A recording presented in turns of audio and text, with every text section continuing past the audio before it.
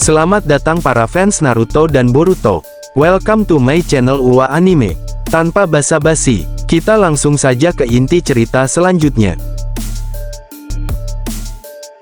Karena kalau aku tidak menggunakannya aku akan mati, ucap Kashin Koji. Kashin Koji pun mengangkat tangan Susanoo mode belum sempurna itu dengan mudah.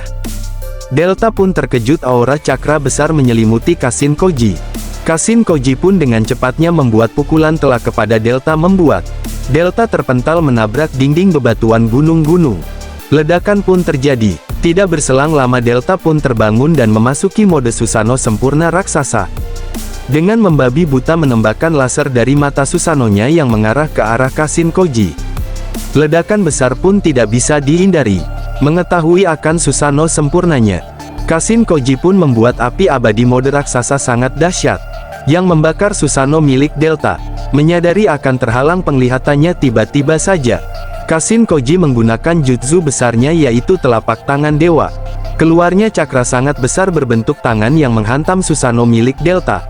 Delta yang kurang penglihatannya terhalang dikarenakan api abadi membuat tersungkur dan terpental. Ledakan pun tidak bisa dihindari. Cerita kita beralih yang mana? Di tempat dimensi hampa yaitu Boruto berada.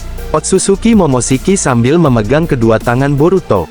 Momoshiki berkata, "Sekarang akan ku ambil tubuhmu Boruto. Kau sudah tidak berguna," ucap Otsutsuki Momoshiki. Ketika Momoshiki datang ingin mengambil tubuh Boruto, tiba-tiba saja cahaya biru terang menghantam sangat keras sembari Otsutsuki Momoshiki mengeluarkan darah atau muntah darah. Momoshiki pun tertunduk, sembari merasakan kesakitan dan melihat ke arah cahaya biru terang. Momoshiki berkata, "Siapa kau?" ucap Momoshiki. Cahaya biru berkata, "Aku adalah Otsutsuki Toneri." Otsutsuki Toneri berkata kembali, "Otsutsuki Momoshiki, aku tahu kau lari dari penyegelan dewa tertinggi. Seharusnya kau musnah dari bayang-bayang Boruto," ucap Toneri Otsutsuki. Momoshiki berkata, "Kau ini seharusnya membantu klanmu sendiri, bukan menyerangku, bodoh. Kau tidak akan bisa memisahkan atau memusnahkanku dari Boruto karena dalam karma milik Boruto terdapat cakra yang sudah diekstrak olehnya.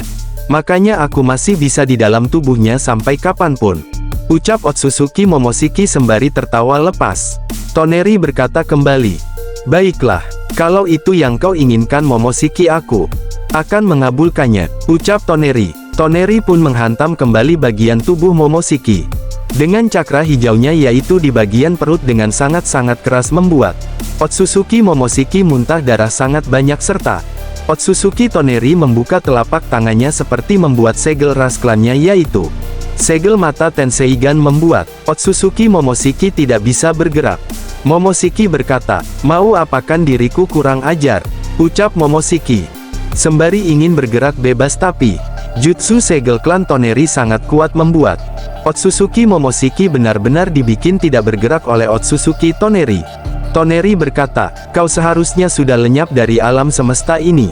Tapi kau bodoh, tidak bisa memanfaatkan kehidupan yang ada," ucap Otsutsuki Toneri. Boruto yang melihat itu hanya bisa terdiam. Tubuhnya kaku, sudah tidak bergerak dikarenakan karma milik Otsutsuki Momoshiki diaktifkan kembali. Cerita kita beralih yang mana?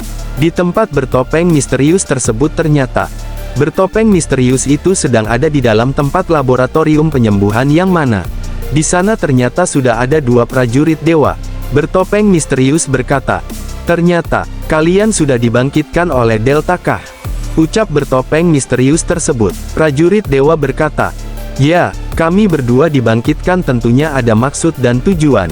Kami dibangkitkan oleh tuanku. Sebenarnya tugas kami berdua harus melakukan apa, tuanku?" ucap kedua prajurit dewa tersebut. Bertopeng misterius berkata, "Untuk sekarang aku belum menentukan titik rencana penyerangan ke desa-desa lain. Aku harus memulihkan wadah tubuh ini," ucap bertopeng misterius. Prajurit dewa berkata, "Kalau begitu, pakailah tubuh kami berdua, tuanku. Untuk melancarkan tujuan tuanku kami bersedia," ucap prajurit dewa tersebut. Cerita kita beralih yang mana? Di tempat pertarungan Kashin Koji dan Delta berlangsung sengit. Delta berkata, "Ternyata kekuatan Kashin Koji bisa mengimbangiku, padahal aku sudah memiliki gabungan mata Mangekyo Sharingan, tapi dia bisa menahanku. Aku tidak boleh kalah," ucap Delta. Delta pun menggunakan pedang Susanoo-nya dengan gabungan laser di pedangnya yang siap membelah tubuh Kashin Koji.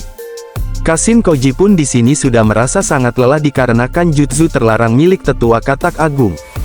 Kashin Koji berkata, "Sial, cakraku terkuras habis. Hanya ini jutsuku yang terakhir. Akan kugunakan walaupun aku harus mati," ucap Kashin Koji, sembari berteriak, dan mengeluarkan ribuan telapak tangan dewa yang besar, yang siap menghantam Susanoo milik Delta.